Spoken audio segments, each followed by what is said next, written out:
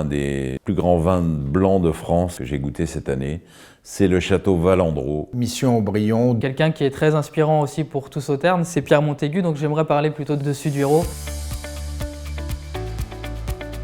Bien sûr, d'abord tous les vins de Bordeaux ont leur place au primeur. Nous, on en goûte partout et les blancs se goûtent de mieux en mieux en primeur, surtout quand on les goûte un peu plus tard.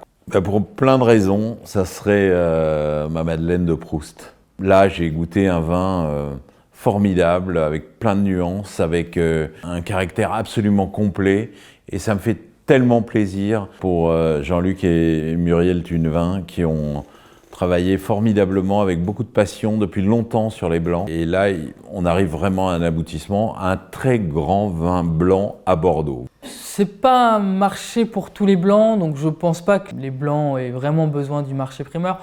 En revanche, ce qui est sûr, c'est que la dynamique des blancs à Bordeaux continue d'avancer, même si en termes de production globale, elle reste encore assez faible. Et les blancs sont de plus en plus aboutis. Il y a une réflexion stylistique à mener sur les blancs. Mais oui, il y a un avenir pour les liquoreux. Il y aura toujours un avenir pour les liquoreux tant qu'il y aura des gens qui ont une vision pour les liquoreux. Et les propriétés dont on parle sont des propriétés qui travaillent sérieusement, qui sont profondément attachés à Sauternes et qui contribueront toujours à faire du grand vin là-bas. Le Sauternes est une gourmandise ou un dessert en soi, donc il n'y a pas de comparaison possible.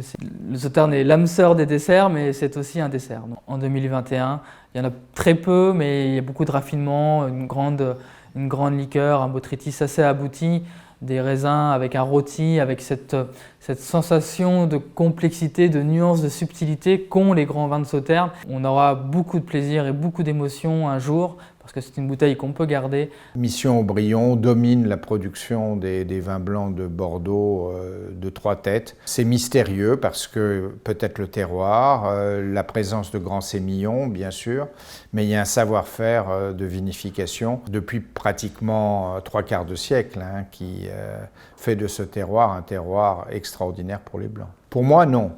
Surtout des vins faits en aussi petite quantité que Mission Aubryon. Le marché primeur ne devrait pas les concerner. Non seulement un avenir, mais un avenir brillant. Peut-être dans 5 ans, peut-être dans 10 ans, mais quand l'avenir sera brillant, ils seront à nouveau les vins les plus recherchés de tout le Bordelais.